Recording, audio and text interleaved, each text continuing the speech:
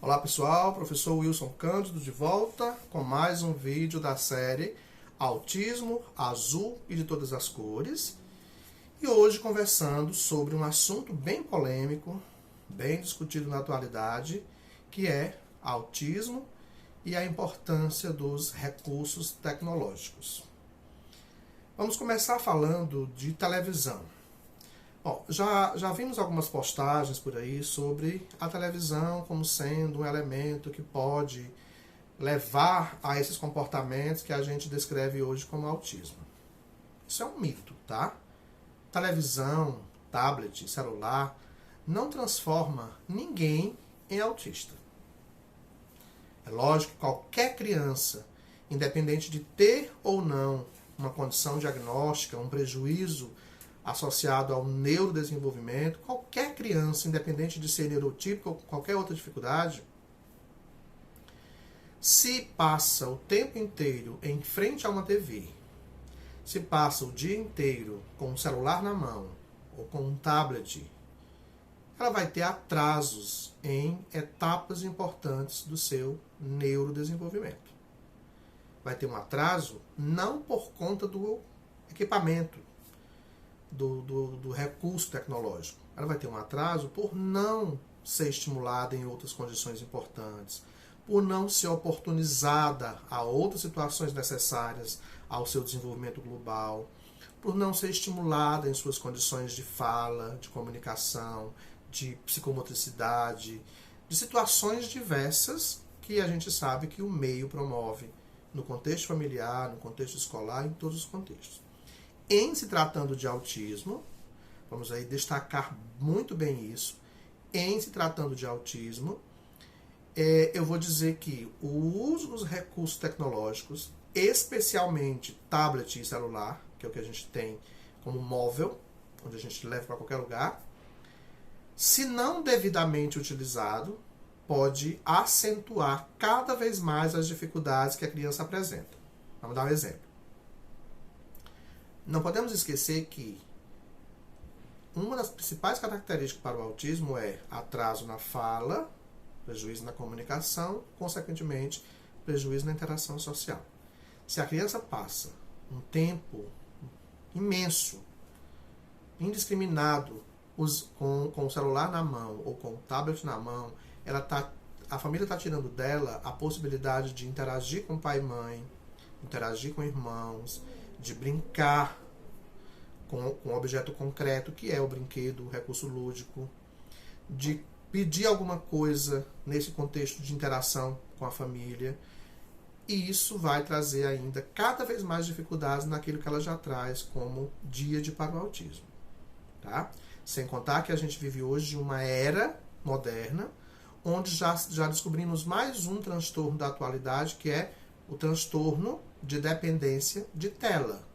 Uma dependência visual que pode acontecer com qualquer um de nós nessa luz azul aí que vem do celular ou do tablet. O tablet ou o celular são muito bem-vindos. São excelentes recursos de intervenção quando a gente utiliza com um objetivo específico, mediado por um profissional que tem um fim específico naquela mediação, mediado pela família em casa, que tem o objetivo de estimular essa ou aquela condição interessante a essa criança, né, estimulando a criança a falar, né, a perguntar coisas, instigando na criança condições que são importantes ao seu desenvolvimento.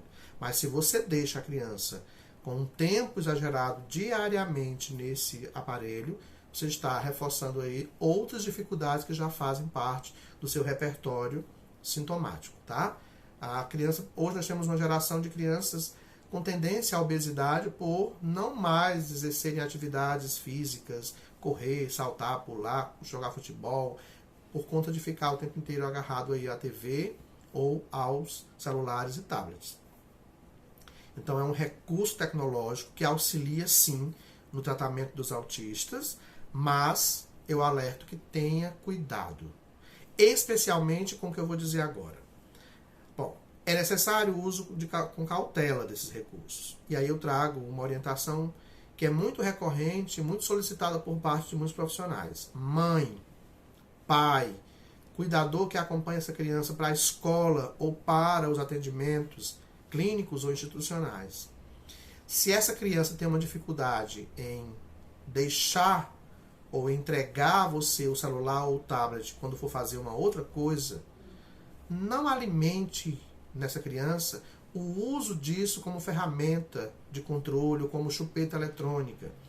Não deixe ela ficar usando de casa até o local onde ela vai ser atendida e nem alimente isso lá fora enquanto ela espera para entrar no atendimento.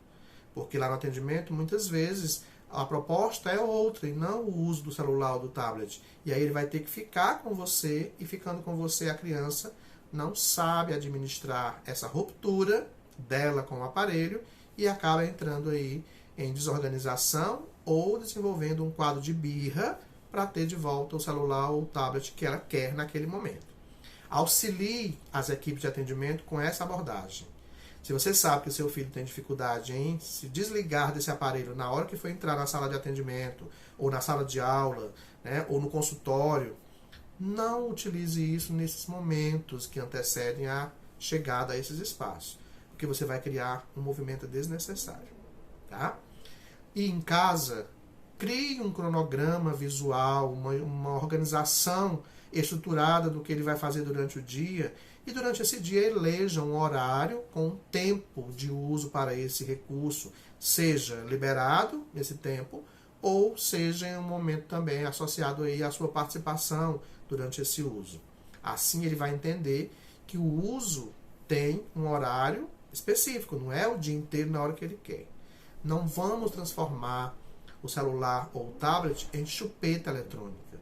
Estamos falando de uma criança com uma tendência a ritualizar comportamentos e atividades, né, no mesmo padrão de repetição. E se a gente faz todos os dias essa utilização dessa ferramenta, acaba gerando aí um ritual que muitas vezes, com o passar do tempo, vai ser difícil de ser rompido. Então, o celular e o tablet são bem-vindos na clínica, são bem-vindos no consultório, são bem-vindos na sala de recurso multifuncional, são bem-vindos em casa, desde que a gente faça o uso mediado, com objetivo específico. Ou, se for liberar para a criança utilizar, que ela utilize num horário delimitado, acordado com ela e com tempo X para o seu uso. Ah, mas ele chorou depois que eu tirei. Ele não morre porque vai chorar, não.